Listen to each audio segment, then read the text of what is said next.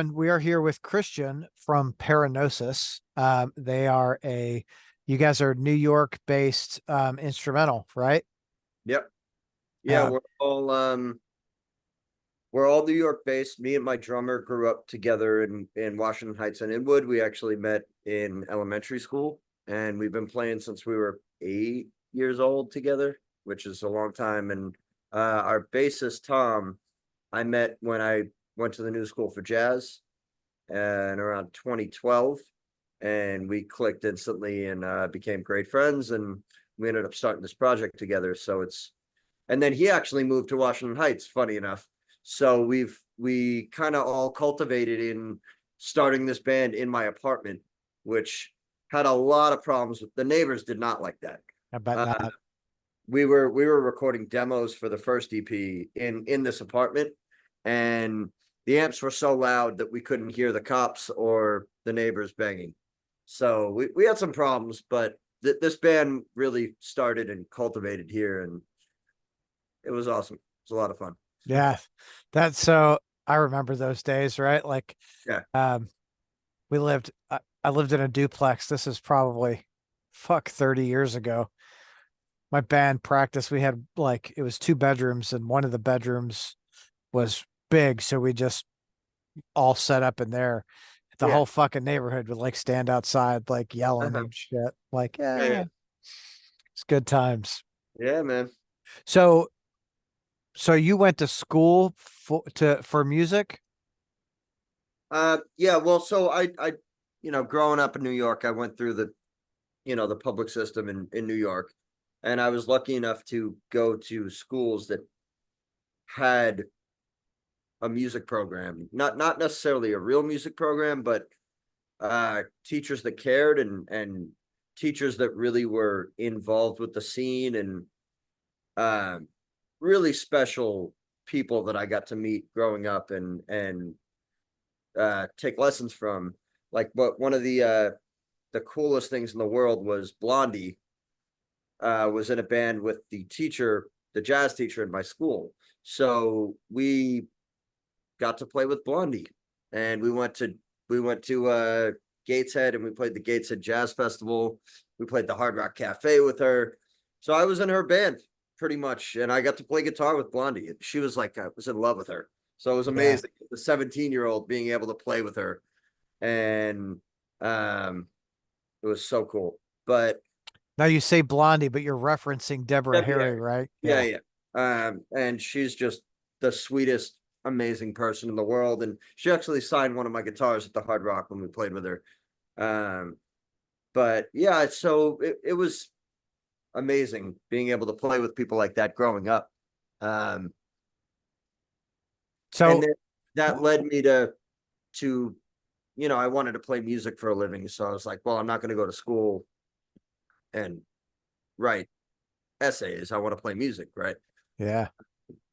So I auditioned for a bunch of conservatories, and I that led me to the New School for Jazz, and that's where I met Tom, and I met a lot of cool people that I'm still friends with today. We all kind of left and realized that, unfortunately, playing music, jazz music in particular, is not can't really make money doing that. So No. everyone kind of left. No one really got their degree, but uh, I met a lot of cool people that are still in the metal scene today. And yeah, I mean, if it wasn't for going there, this band wouldn't be a thing. So, Yeah. Well, that's uh, cool. It's cool you yeah, have that like reference point. I yeah. think Dave Davidson from Revocation is I think he studied jazz guitar, Hmm. and he is like to watch him play is just phenomenal. Insane. Yeah. Like like oh shit, I could never, I feel like I could practice for 100 years and never be that Never get good. there. Yeah. Yeah. Yeah. There's a few people I feel that way about, but Yeah. So did you have an interest in jazz early on? no. So I actually, my first point of music was when I was 6 or 7. I found a flute in my parents' closet. And it was my mom's flute, and I was just wanted to make a sound out of it. I went crazy for. I must have drove them crazy for weeks until they were like, all right, let's fucking buy him a new, because this one was broken. She hadn't played it in years.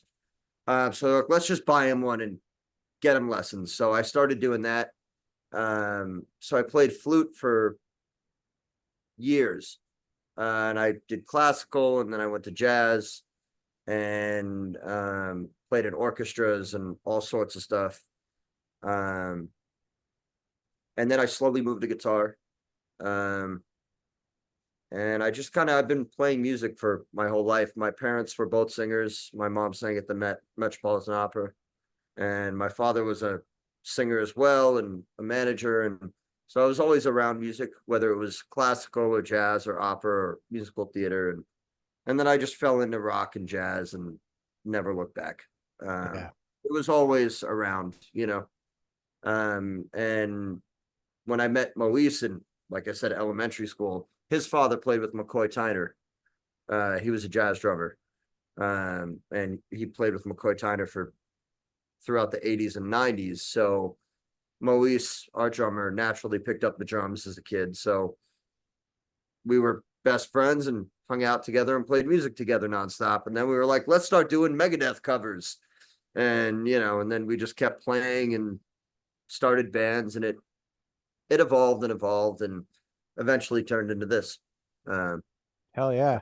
yeah, we've just been surrounded by music from our parents to our friends, and whether it's jazz or classical or metal, or it's just always been around, and we've always been consumed by it. So Yeah. It's funny how like music can create those connections with other people, yeah, you know. It's probably my favorite thing about music is the connections that you make. I mean, some of my best friends, actually, uh, all of my best friends have, except for one, have come from, music of some sort, which mhm. is it's fucking awesome. Like Yeah, nothing better I like than waking up and seeing a text like, "Hey, dude, you got to check out this band," or right.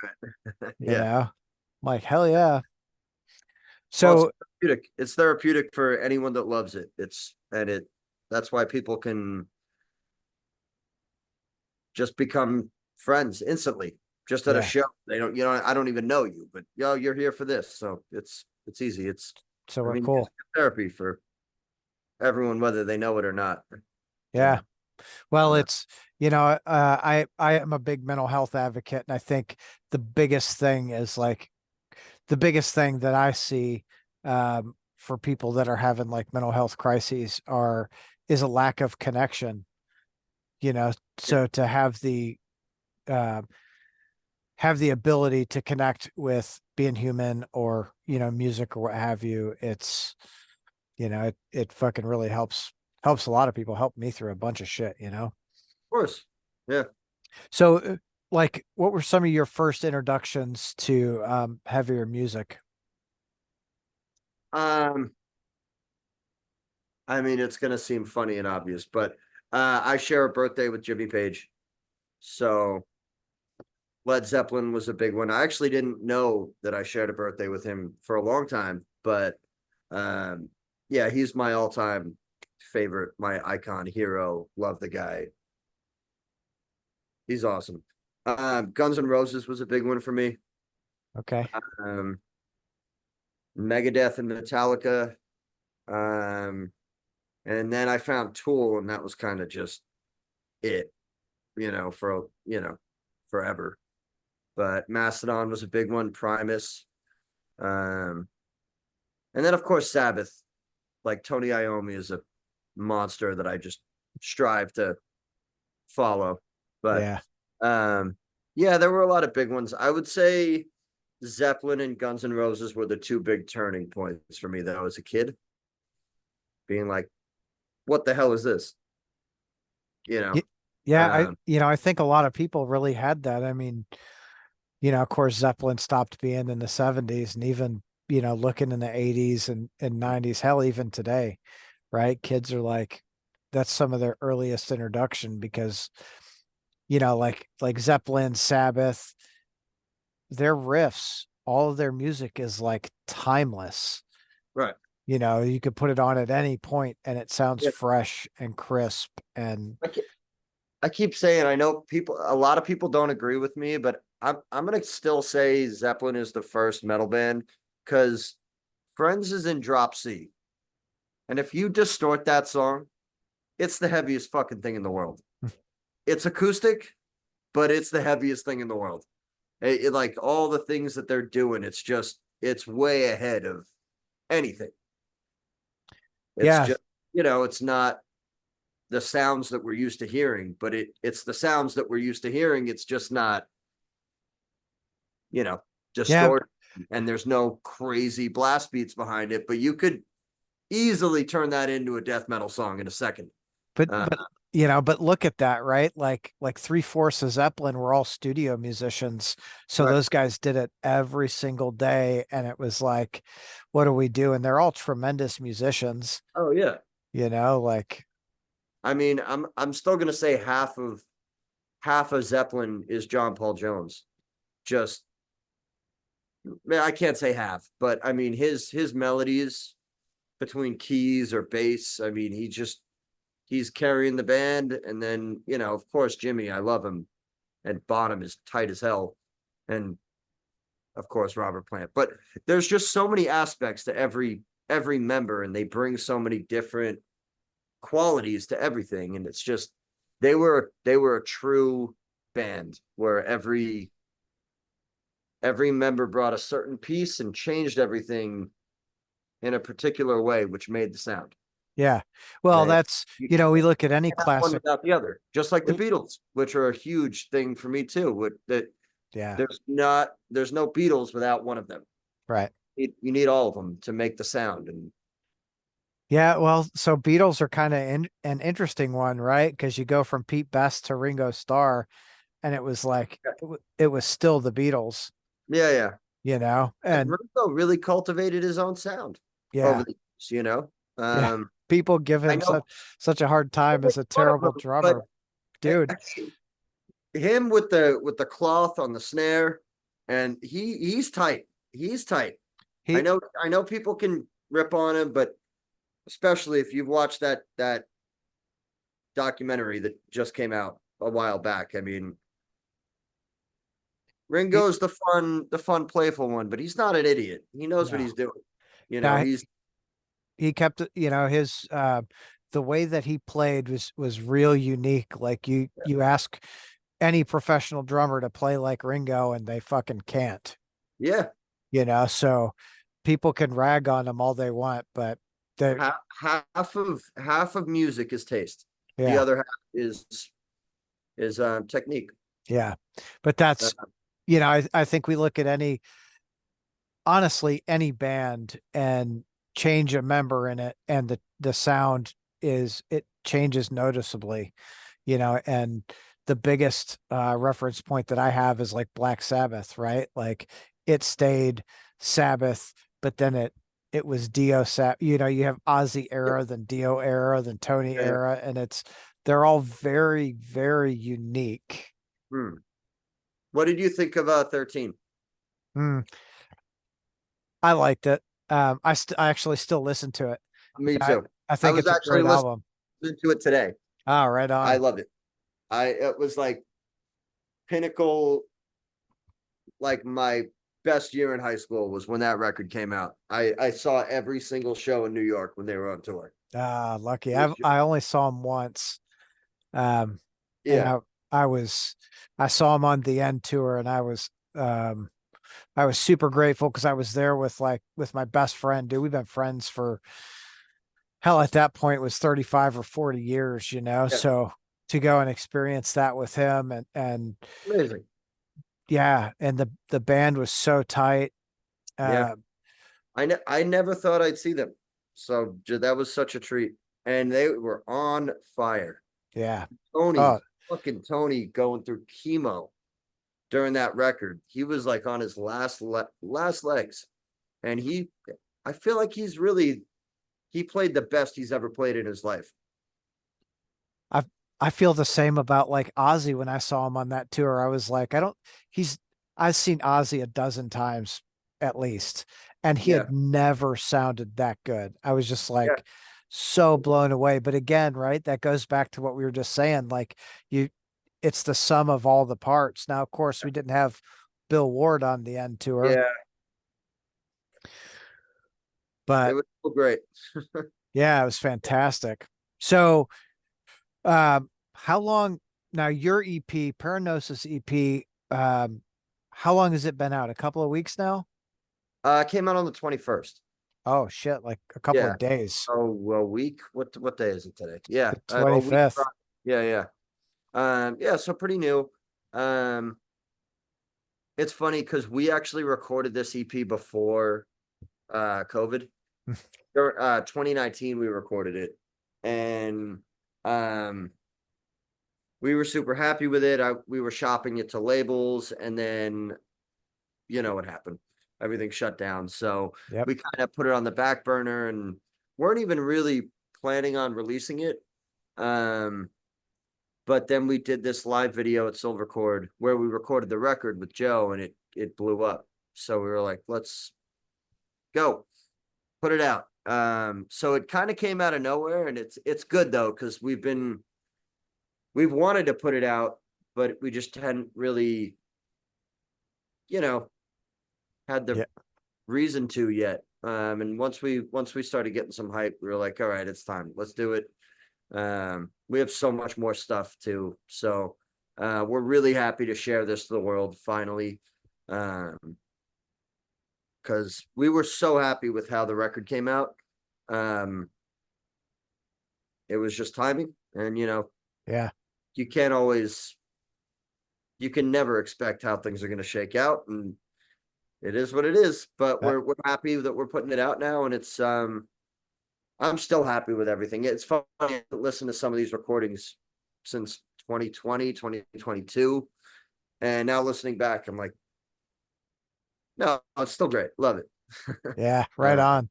So yeah, how's the response been? it's been really great. Yeah, I can't ask for a better response. Everyone's been super, super happy and, reaching out and saying they love it. And that's all that really matters. I'm honestly shocked with how many people are buying it on Bandcamp, which never expected. We were always like, oh, let's go for Spotify. We weren't really thinking about selling it. Just the fact that people are interested and want to support us is it's amazing. It just changes our day. Every time we get a message or a comment or a sale, it's just brightens our day, really. Yeah, So, and we love hearing from the fans. It's something that none of us were ever really expecting. So this is that's just all cool. like it's all new and cool, and yeah, we just want to keep doing it. So Hell yeah. it's just yeah. Yeah, I mean that you just got to keep on keeping on, you know what I mean? Yeah, I mean, Like, one of the things with us is like, and it sounds bad, but we're very selfish and we just kind of like to play music and do what we do.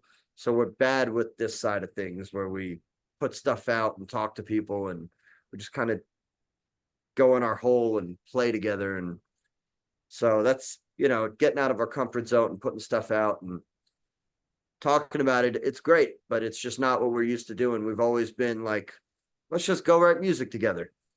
So it's great. It's really fun and yeah, I love it, but I think a lot it's a new thing for us. I think a lot of bands are like that though, right? Like they want to write and play music and you know that like the interviews are always kind of like I mean we do it because we kind of have to, you know, and I Yeah. get it, but you don't get into a band so because you're like, dude, let's start a band so we can go do interviews. Like, no, you do it so you can fucking play music, right?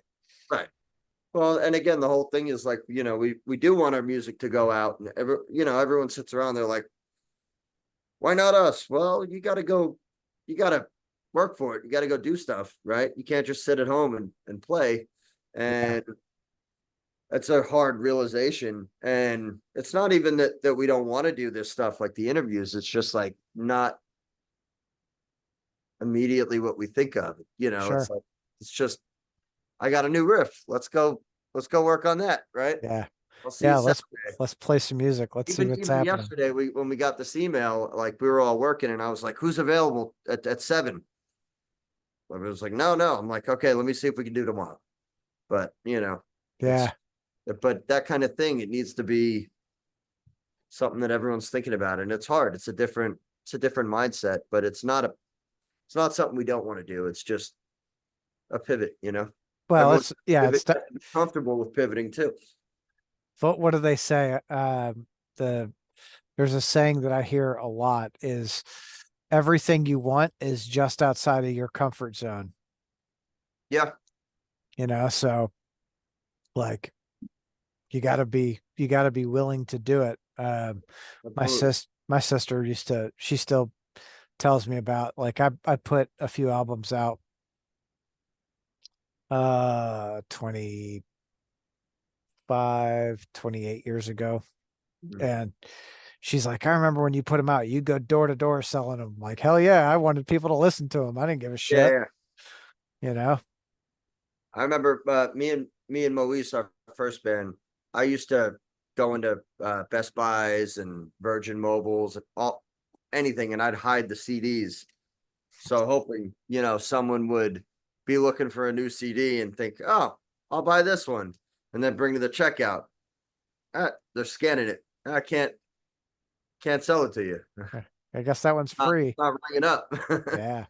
Hopefully they just get it for free. But I'd go in, I'd hide shit in stores, CD stores, record stores, wherever.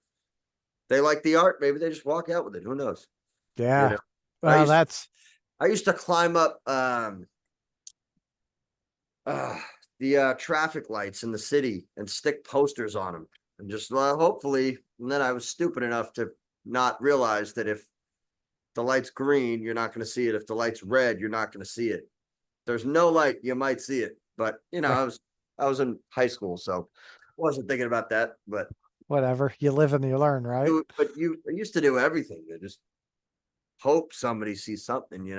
Well, that's all you can do, right? It's like, you Yeah. know, the bands that make the most noise are the ones that are doing the things that other people aren't doing. Like two come to mind, immediately. Silly Goose out of Atlanta and Hemorrhage out of California. Both of them just like Silly Goose goes and sets up at gas stations and plays in the parking lot. Yeah, yeah.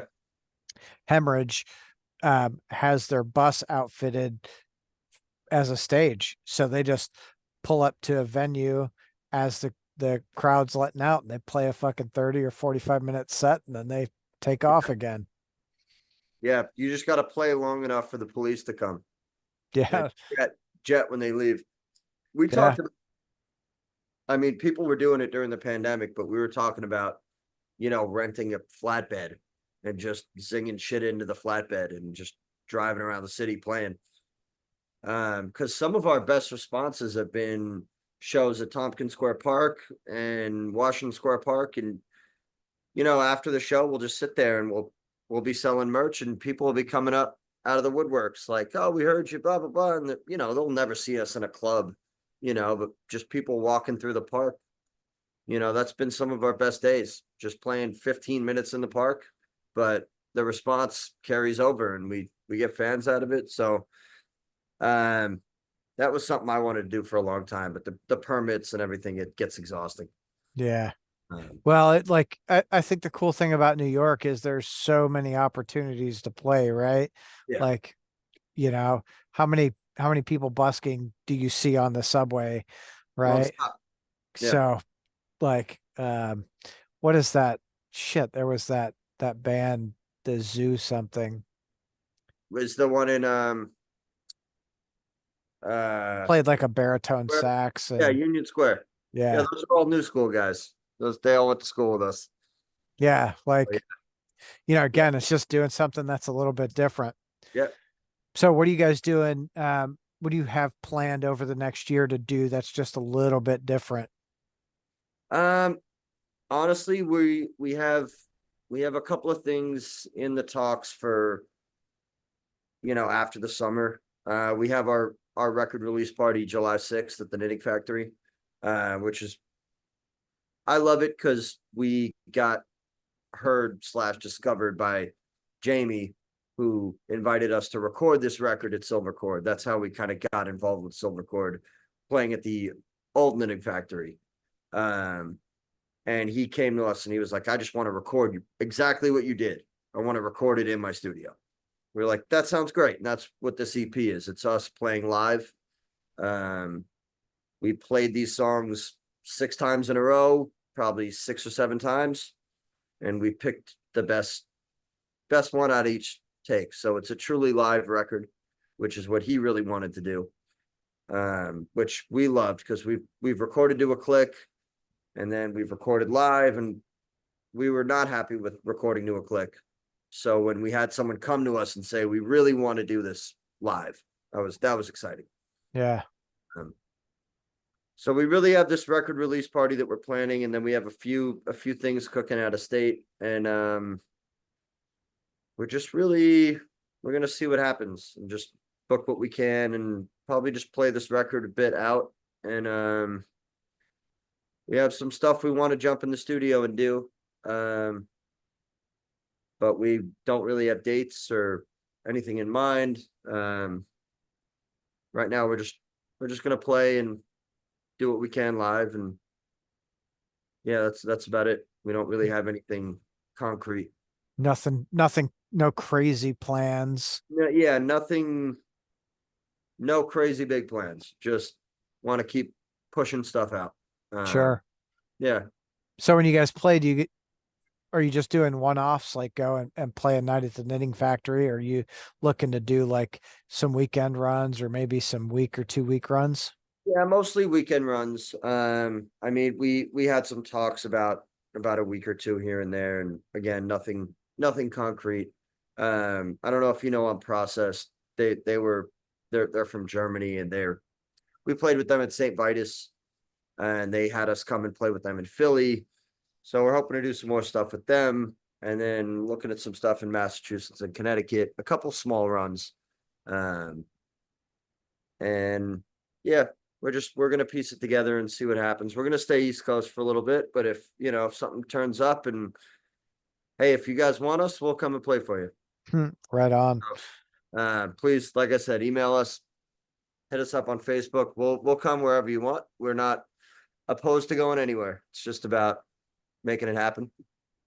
I think the cool thing about the Northeast is everything's kind of consolidated, so you've got a couple hours to go almost anywhere. Yeah, I mean, when we went to Philly, we did Megabus. We just we got a couple tickets on Megabus and just crammed all our gear in, and it was surprisingly great. But it's tricky in the city because we don't really drive anywhere. We do public transportation everywhere. So we do drive. So we, if we do have to go out of state, we drive. But for the most part, we try to deal with it without a car. But yeah. So do any of you have a car? Our drummer has a car, but we park it in Riverdale, and it kind of stays there until we need it. So, because Riverdale is like the only place in New York where there's no alternate side street parking, because they're just trying to get rid of cars here. So, okay, it is what it is. But yeah. So it's really just comes down to what we need when we need it. We adjust accordingly. But yeah, we're definitely happy to come play anywhere. If you have anyone that wants us coming anywhere, we'll be there. Yeah, I'm sure there's a lot of people out there that want you guys to come play. I mean that the experience was amazing. I was not expecting that. We had never played in Philly, and it was like we had been there 6 or 7 times. It was right just on. Yeah, everyone's just so nice and happy and supportive. It's really, really amazing. Hell yeah. So this is, like you said, Tool, like when you heard Tool, that kind of really blew your mind, right? Mm. Have you thought about taking some physical copies to like a Tool show and just passing them out? Yeah, I mean, it's funny because, yeah, I see people at Tool concerts all the time, and they shout me out, I shout them out. Like they all know. Everyone knows. Um, the scene is so tight knit, and um, everyone's just family. So it's very easy to bring in fans going to a Tool show and just passing out a couple of flyers, and people are like, "Oh, they look you up," and I Yeah, love, you know, not even flyers. I'm talking about taking like a CD or something and oh, just passing going those out. out. Yeah. Yeah, I mean, yeah. I usually do download cards or business cards just because once you give someone a CD, like that's what I hate about going to shows and buying merch early is now you got to like protect this thing that you bought because you can't run around and have fun because now I have a thing, you know. So I try not to burden people with like, here, take this. Yeah. So in my world, that's a limiting belief, right? So like I would say, Go for it. yeah, Yeah, fucking if someone wants it, they're gonna take it. And if you're not charging anything for it, they're more likely gonna take it and give them an opportunity to listen. It's right. like what you want to do is lower that threshold for people to listen to the band. Uh-huh. Once you make that threshold almost non-existent and they listen, they're gonna like it. They're Yeah, gonna be right, like, fuck, right, right. and then they seek you out, right? Like I Yeah. had a conversation with a dude a couple weeks ago. There's a Detroit band, Battlecross, love them to death. So I'm talking to this dude, and he said the first time he found out about them, he was at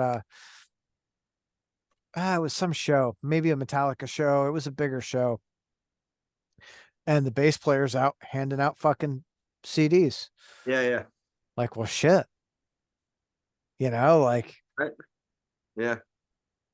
you never know who you're gonna run into when you're out at a show, especially when you're forcing a conversation with them. Hey, Yeah. this is it's so crazy. It's a fucking sales job, you know? Yeah, and it's tricky because it can go either way. You never know who you're talking to. Hmm. You never know if it can go good or bad. So it's like there's a lot of factors in there, and you never like you said, if you don't do it, you're never gonna know, right? That's it. Uh, Like I yeah, think in most sales positions, they say you've got to take um out of 100 people, you're going to get 99 no's and one yes. yeah, So yeah. whatever. You go out and you pass out 50 CDs or 100 CDs, yeah, it costs you a little money, but you're going to get some fans out of that, Yeah, no, for sure. Yeah. you know. Uh, yeah, definitely.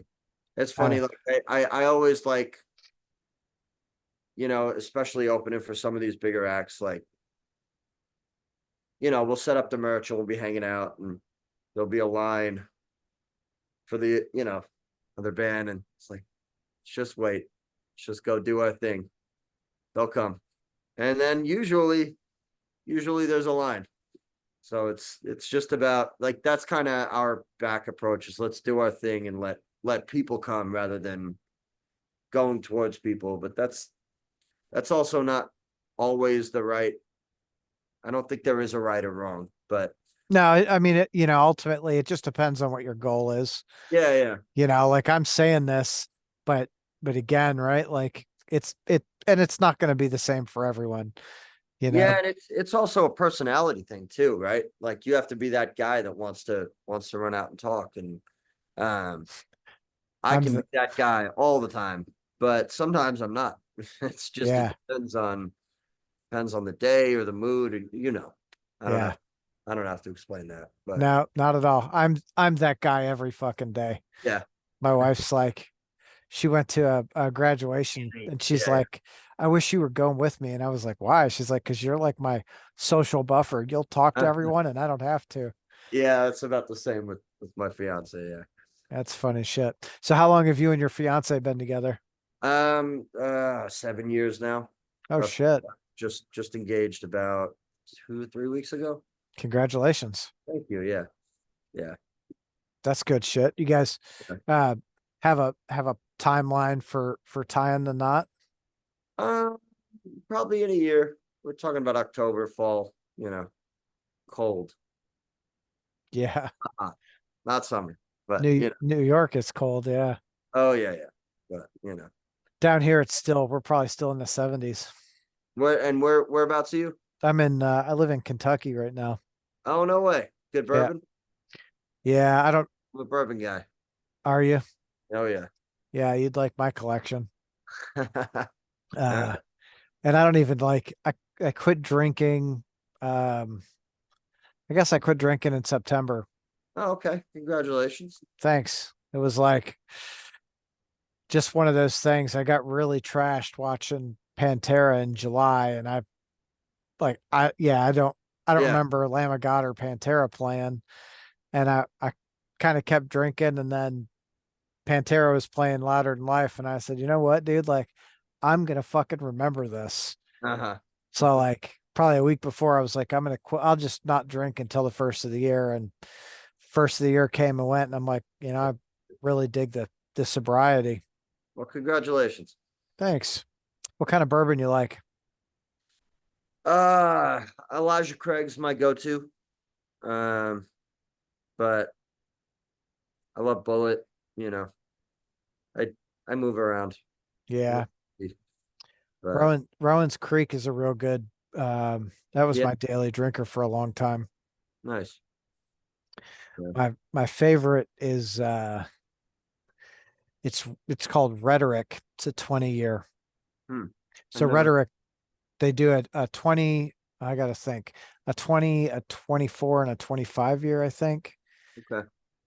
Hmm. And the 20-year is just fantastic. Now it's part of the Orphan Barrel series, and the theory or the story behind it was they were unallocated barrels that they found in warehouses that they just Oh, cool.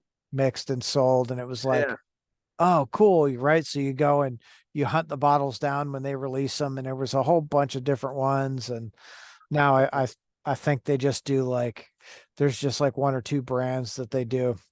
Nice. um Well, that's cool. yeah, it's good shit. If you're into that, right? Yeah, yeah. What's the scene like in Kentucky? um Rock which metal wise, Prague. honestly, I'll tell you, in the last, I guess, post pandemic, super super thriving. Really? Cool. Yeah, we've the really cool thing is like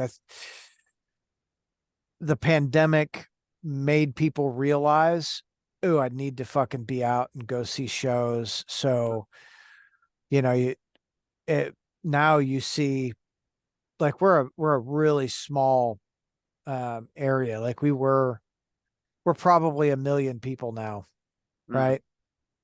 And we were like a half a million, but now you go out to a show and there'll be three or four shows happening, on any given night, and people are out at the shows and having a great time. And I've been here 20, off and on, about 24, 23, 24 years.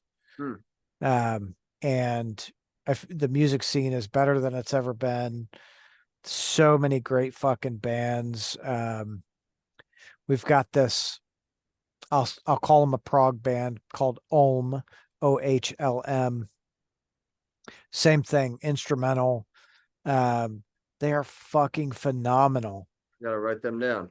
Yeah, yeah. Be sure to check them out. They're super nice dudes. The music is Oh, eight. OHLELM. Yep. Oh, I got them right here. Nice. Um, they're doing a big like 15-year thing Cool. next month, either July or August. I don't remember. Hmm. Um, but like we did, who was it? I went to an album release show a couple weeks last month. It was last month, and there was 700 kids at this show. Nice. That's So awesome. yeah, like Yeah. fuck yeah, I love seeing that. Yeah, of course. I feel like Check them out. What's it like where you guys are? Um, kind of the same. I mean, the pandemic was really weird because in New York we had um not with this band Paragnosis, but with my other band, we were playing shows during the pandemic here. And all the venues had they were trying to do live streams with small audiences, and there were strict 15 feet from the stage, plexiglass. The cops were outside the venue.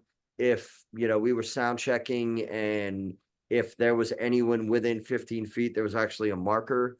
The cops were ready to shut the venue down and write him a $15,000 fine. Fuck. It was crazy trying to play shows during COVID. But it was cool because some of these venues, there were very limited shows, and people were able to buy tickets and stream online, which was really cool.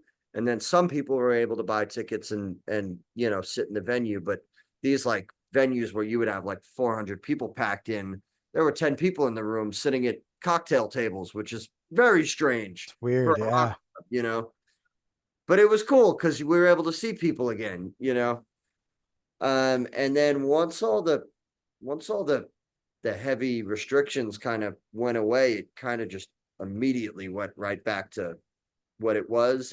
It took some time for people to get like comfortable being around each other. Um, but for me, the people I saw, it was the people in my two bands and my family. So, I was kind of always around people, especially like, not gonna say it was nice, but not having to work for 2 years was great. Because we were just playing music and spending time with each other and outside, and it was bad, but it was also a kind of a personal reflection that we all had, and we kind of realized what mattered, which wasn't working ourselves away and killing ourselves. No, you're good. It's a big part of music in the city. It really was. Hell yeah. It changed a lot of things, but when it did come back, it came back. It was like, we're back. Yeah. Um, yeah. Yeah. Well, I think that it's kind of everywhere, right? You're And we seeing, got really lucky. We didn't lose a lot of venues. I thought we would have lost a lot more venues. Um, but we got lucky on that one. yeah. Uh, I feel like there was a lot of help for venues. I know there were. here, there's one of the venues, God, it's been around for as long as I've been here. I actually saw Deftones there, and it's like capacity 700. It's Uh-huh. fucking great. Yeah. Uh, that was 20 years ago. Jesus Christ. Um, but they did something, and I think a lot of venues did it when they owned the building. They sold the building so they could and did a lease back so they could have some money to keep things rolling. Right. There were it was really nice seeing that venues were willing to go to that length to Yeah. keep their staff in good shape, and um nice seeing a lot of people really come together and make shit happen. Sure. Uh, so what like bands are you listening to currently? Currently, well, I've already said Tool, Zeppelin, Sabbath. Primus is a big one. Mastodon is huge, for me. Um, there's a band that we're playing with for our record release party. Added Color, they're good friends of ours. They are an awesome, awesome local band. I would definitely check them out. Um, yeah, what other bands? I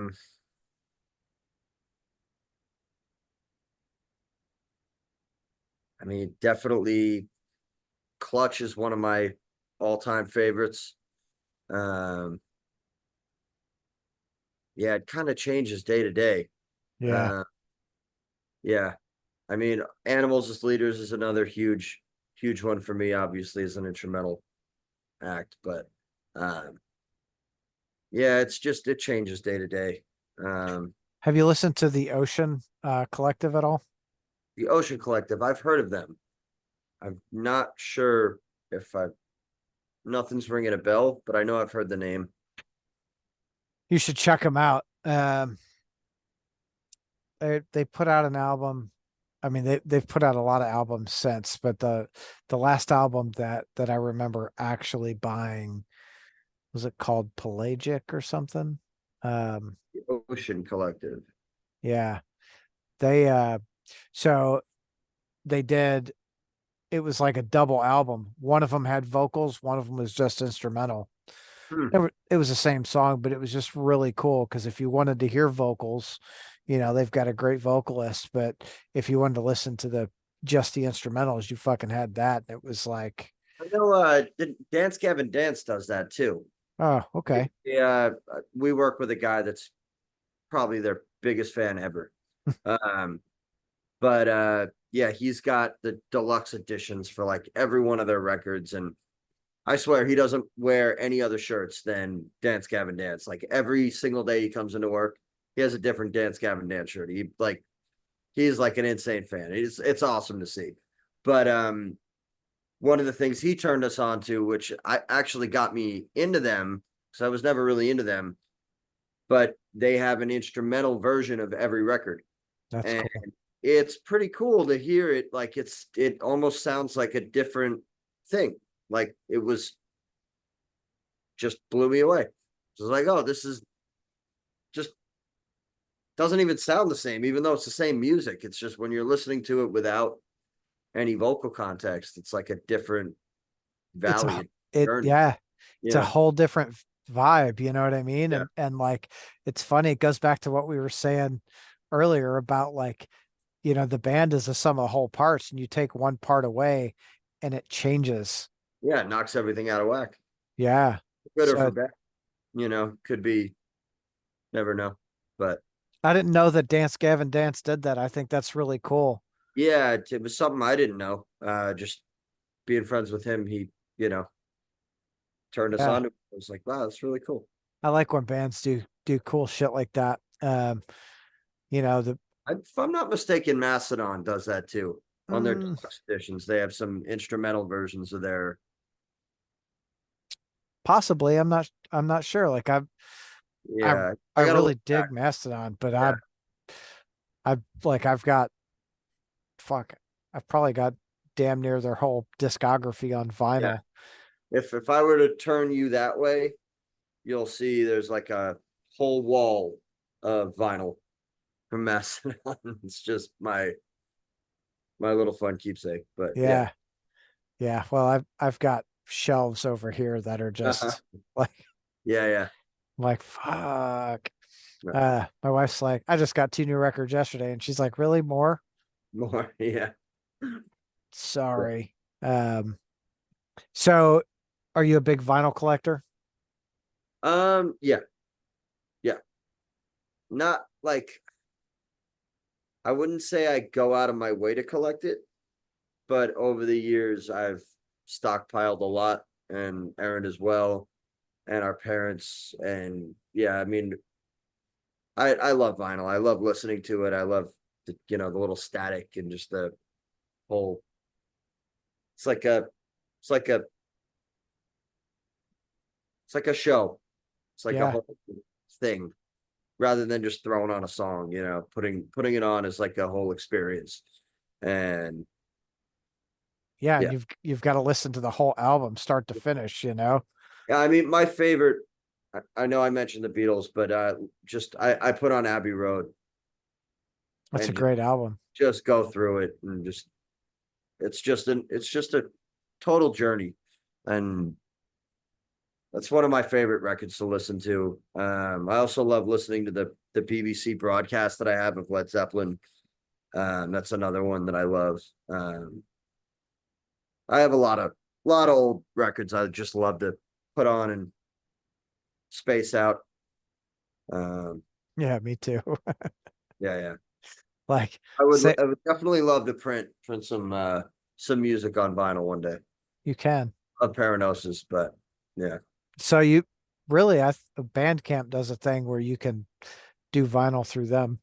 I would like to go print it properly, I mean, but they print it it's properly. It's just expensive and it's years out, but it takes like a year.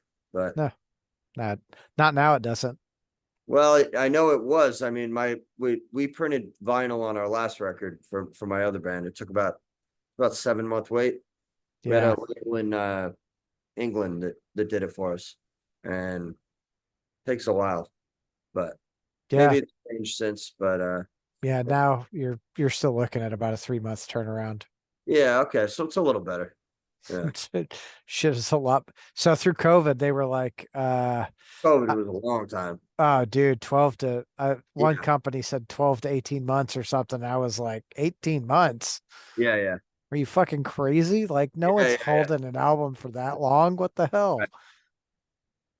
But the turnaround now, like obviously, the infrastructure's it's there, and there's a Yeah, lot of opportunity, and people are popping up with pressing plants all over the yeah. place. I was hearing about that. Yeah, So yeah, there's if you want to do it, like you could do it for ch- I'm gonna say cheap, um, cheap in today's terms. Like yeah. you could probably get them Probably for do like a 45 or something for now if we were gonna do something. You oh know. yeah, yeah. You're couple of like I don't know $5 to $7 a piece I think to make Yeah. them. I remember shit back in the '90s. There was a they're still around United Record Pressing in Nashville. Mm. You got they did the whole thing 7 inch for under $1 a piece. Those were the days. Oh wow, nice. All right. Now cassettes are coming back too. Do what? The cassettes are coming back too now. Yeah. I I it, too many bad memories of trying to Yeah, yeah, I'm just saying they're back. Those yeah, they're back. people love them, but Yeah. not for me. I It's more of like a tchotchke, like a fun thing to have. yeah, That's what I think keepsake. it. Yeah. I mean, Yeah. who has cassette players? I think more people have record players than cassette players, but Yeah, whatever. they do, but I'm afraid that the cassette players are going to blow up like record players, and I'm like, Uh, yeah, we'll see. yeah, like I've still got a bunch of tapes, but I'm not going to go buy a cassette Never player. know. And CDs are gonna come back, right? Hopefully not. Yeah, hopefully not.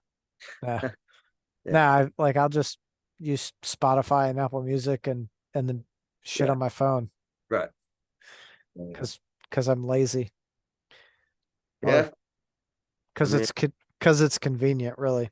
well, also CDs don't sound that much better than, I mean, Spotify's the devil, but CDs don't sound that much better. Let's be honest. Yeah, Spotify's the devil, you know. You know what I mean? Yeah. Like Yeah. God, I had a conversation about Kazaa last night. We used to download so much shit off of Kazaa. Oh, yeah. Yeah. You're like, please don't be a virus. Please don't be Hey, a who knows, virus. right? You know?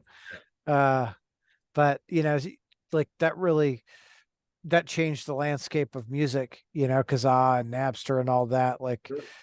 people got so into trading and they look at that as such a bad thing. Uh, but dude, through the 80s and 90s, pre Napster, all we did is tape Right. trade Yeah, I know what tapes. you mean. Yeah. Yeah. Yeah. It was the same thing. You just Right. fucking recorded it and send it off to It's someone. just sharing music. Yeah, Just again, we talked about it earlier. That's really what it's all about is just sharing experiences and, you know, yeah, for sure. So do you guys have music for, I mean, it sounds like you have music for a new something already written. yeah, we have the better half of a record. Uh, we have a lot coming, but so if you go to that silver cord video, the live session we did, two of the new ones are in there, um, which you can find on Silver Cord's YouTube channel. Okay. If you look up Silver Chord Sessions, we're one of their sessions, and we played a new song, and then that we had literally finished like maybe 2 or 3 days before we went to do the video. We weren't even sure we were going to play it. And then we played Inverted Rehabilitation, which is one of the tracks off the EP. It's a Then great we played song. thank you. And then we played another new tune. So we kind of like sandwiched a song off the record, knowing that we were going to release it. But yeah, that was a fun one. Inverted Rehabilitation. That was yeah, it's one of my favorites. So Okay, I was gonna ask if that was one of your favorites off the album. oh yeah, yeah. And that was another, we have a couple of socially commentary things on that EP that didn't even really mean to be, but that's one of the ones that kind of turned into it. We had kind of centered the idea around the awful prison system that we have here in this country, and not to get all preachy, but that was kind of the idea of what the song was based around is, rehabilitation versus incarceration, and this dark kind of happy dark bouncing around and very anxious song. Yeah. Uh, Well, you're right. Like our prison system and our political system are so fucked up. it's dark right now. Yeah. Been Eh, dark, been darker, but you know, I don't that know was that it's been kind of the darker. We're pretty fucked up. yeah, but that was kind of the idea for that song title and that song. Um, Hell but I yeah. just love that. It's just such a fun song to play. Yeah, I That's bet I think it'd be a really fun song to see played live. yeah, yeah. Uh, all right, Christian. Appreciate you, man. Appreciate you taking time out tonight to come and Absolutely. chat with me. Yeah. Um, I know we kind of went off on a little COVID tangent there, Yeah, but yeah, it's all good. Uh, well, thank you for having me, and yeah, hope to be in touch. Let's stay in touch. for sure, dude. Go All and right. have yourself a great night. And You too. I look forward to hearing some more stuff from you guys. Absolutely. All right. Thank you. You're welcome. Have a good night. Bye bye. See ya.